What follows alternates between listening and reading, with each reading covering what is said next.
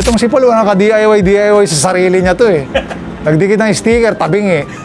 Binigyan ko ng emblem, tabingi na, hindi pa pantay.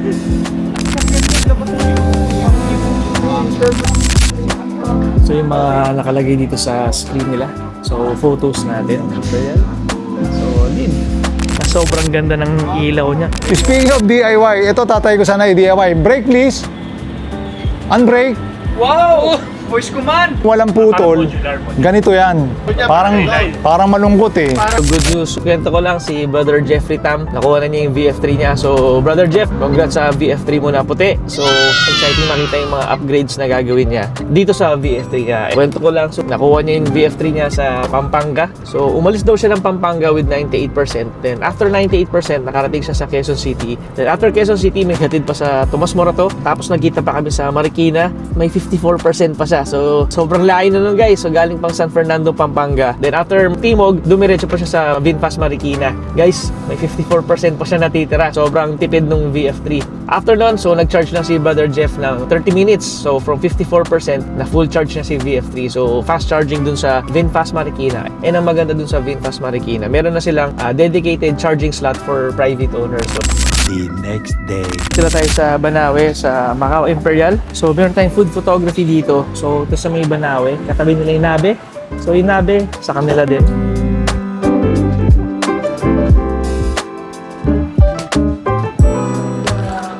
Papakita ko sa inyo yung shooting area natin.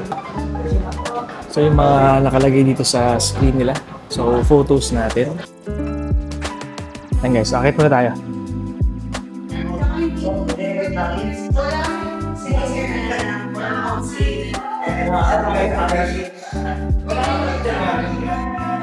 So guys, yung behind the scenes natin sa shoot. So yan. So, lead. Okay.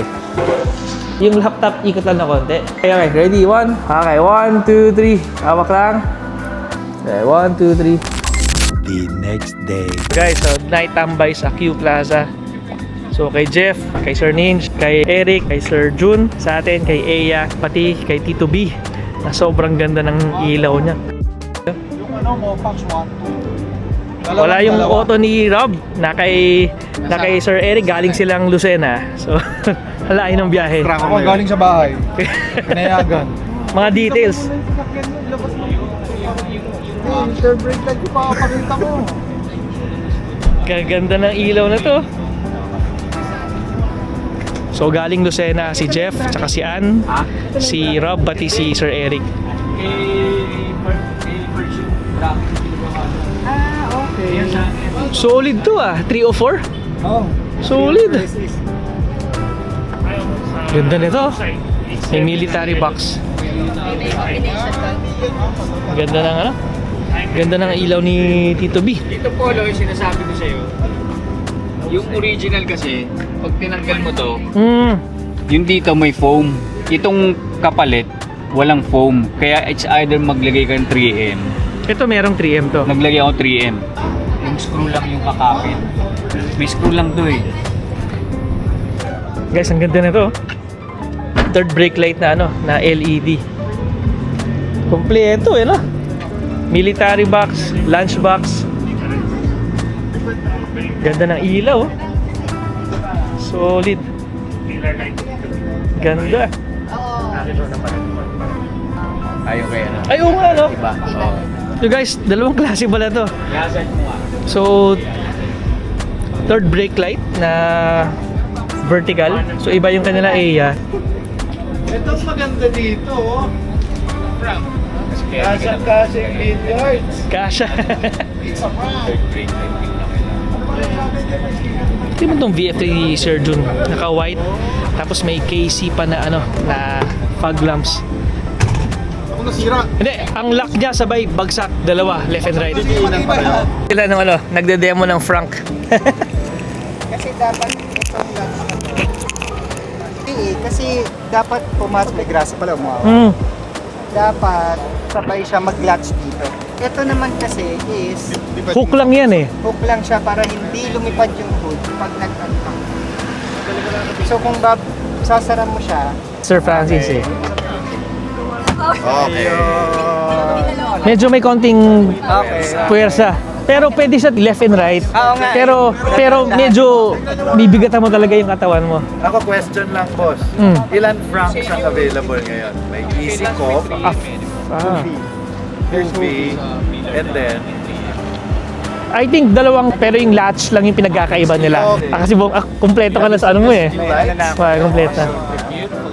I agree. Third break light tayo. Sige, hindi, Vasily. So guys, hindi ako may hawak ng camera. Si Sir Jun na. Lala. Una sa first at third brake light na nagkakahalaga ng 2,900. Okay. Kung 10 piraso isang piraso lang yan. So 290 pesos. Check it out. Check it out at the back.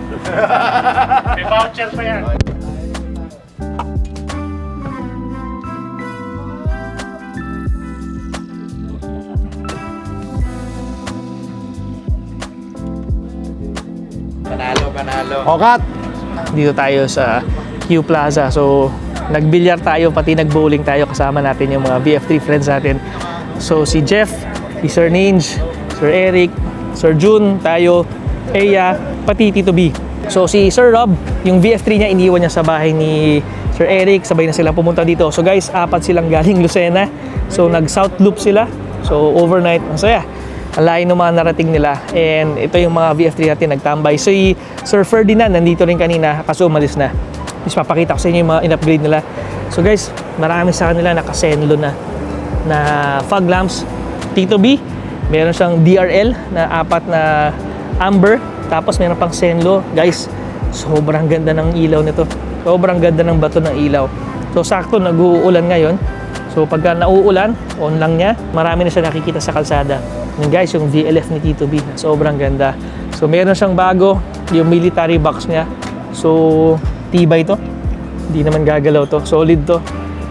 So yung third brake light nila. So nagpalit, LED. Ang ganda na itsura nung kay Tito B. Nag-iba na. So tayo nakabukas. Teka, naka-camp mode tayo eh. Tado natin itong bintana. Lamig ah. Habang jay kwentuhan dito.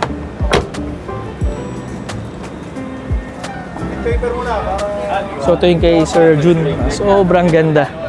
So siya yung may-ari ng Two Rivers na Tipis Treehouse na resort sa Tanay. Tingnan mo, siya yung original OG vintage na mags na 15s. Yung naka-radar tires. Ganda oh. Ganda. Tapos meron pa siyang KC na fog lamps na 4.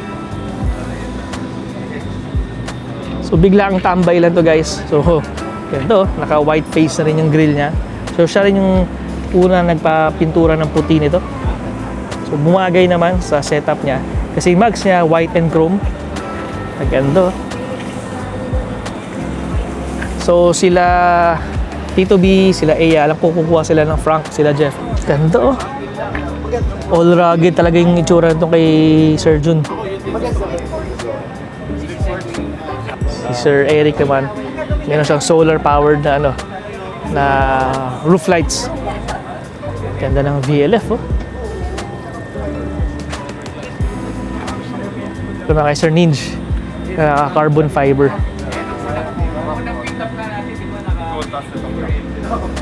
So guys, nakakatuwa biglaan to and sobrang ano, new gem itong billiards and bowling na nahanap natin dito sa Q Plaza kasi ang ganda ng mesa. Guys, marami nakakampon sa atin ngayon. Sakto lang. Ay, lamig ang sarap. How are you? Ay guys, oh, controller oh. Steering wheel ni Tito B.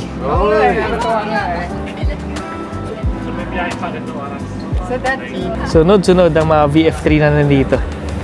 So para tayong ano, nagkaroon ng mini-meet dito sa Q Plaza sa may ano, na may Marcos Highway. Ganda oh. Guys, Nakakatuwa kayo. si Sir Eric yung nagpunta ng Lucena. Abangan nyo na lang yung video ni Jeff paglabas. So si Eric, si Jeff, si Ann, tsaka si Rob. So 4 sila nag-Lucena. Abangan nyo na lang yung video nila paglabas. Kaya yung sa'yo na gusto ko. Kasi kala ko kaya kong i-DIY. Kaya manipis na, dodob. Puti hindi ko mabuksan. Dapat palaging binibidyo. Itong si Paul, naka-DIY sa sarili niya to eh. Nagdikit ng sticker, tabingi. Binigyan ko ng emblem, tabingi na, hindi pa pantay. Paling ba? Ito yung pantay.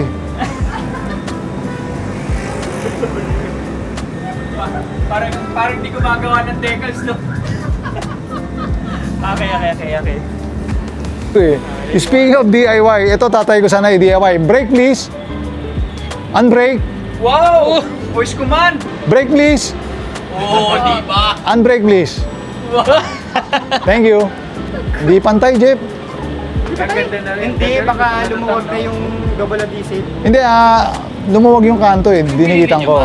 Pero, oo, Masisira. Ano talaga siya? una, Boss B, kung walang putol, ganito yan. Okay. Parang malungkot eh. Parang bigote. Parang malungkot. Dito mo saan nilagay? Pag ganun. Yun na nga eh. Para nakakita eh. Kung dito naman, sabi ko parang kakaibang tail brake light. At least nakangiti. Hindi, pwede dito, ganyan lang eh. Rob, order ka uli ng mahaba. Lagay tayo rito. Sabi ko nga sa kanya, ang bilhin mo dalawa. Para pag pumreno ka na gano'n. Naka-X. Ito, DIY. Carbon fiber. Sa may pinto. DIY. Ito, Mom's Decal. Ito, DIY. And the only JBL unit sa BF3. JBL. Ay, nahanap yung JBL. JBL yung unit niya, no? Ayan. O, tsaka yung toy na Optimus Prime. Base yung decal. O, decal Vietnam. Yan. Ito, testing to. Ito ang pangit, oh. Duktong-duktong, oh. Hindi nakita yan. Madilim na yun. Hindi pansin. O, yan. Ito naman, yung Senlo naman. Oo, may dikit-dikit, eh. Buti nga nagkadikit-dikit tayo. So sa part na to nakakatuwa kasi si Sir Eric nagpakabit ng Android module using the same stock head unit natin. So guys, nakakatuwa, ang dami pa ng features na pwedeng magawa dito. So para na siyang ano talaga, totally different head unit siya. So marami kang features na magagawa. So sound audio nababago niya, so yung direction nababago niya, frequency lahat nababago niya dun sa stock head unit natin, and sobrang daming pwedeng kalikutin. Sobrang solid itong nakita ko dito sa VF3 ni Sir Eric. Ang maganda pa dito, yung head unit pa rin ang gamit natin since maganda naman yung screen resolution niya. Tapos yung quality ng kanyang feedback, okay na okay din, very tactile din. Tapos ang maganda pa dito, sobrang fluid ng kanyang screen kung makikita nyo. Pwede na rin dumanood ng Netflix. So wala lang, di lang siya nakakonect. Magandang addition, so pwede kang mag-surf, pwede kang tumawag, pwede kang mag-YouTube, pwede kang mag-Netflix. Tapos, meron pa siya ditong mga switches sa steering wheel. So, mga functions, nandyan yung mga quick button functions. Ang galing. Sobrang high-tech. So, solid, Sir Eric, sa pinili mong Android module. And guys, so tatawag si Sir Eric kay Sir June, nasa labas. Yan. Call Jun Lao. Calling June Lau. Galing, oh. Ayan na. Hello, Jun. Magandang gabi po, par. Basta kayo. Sobrang linaw. Okay, so paalsa tayo lahat. Uwian na.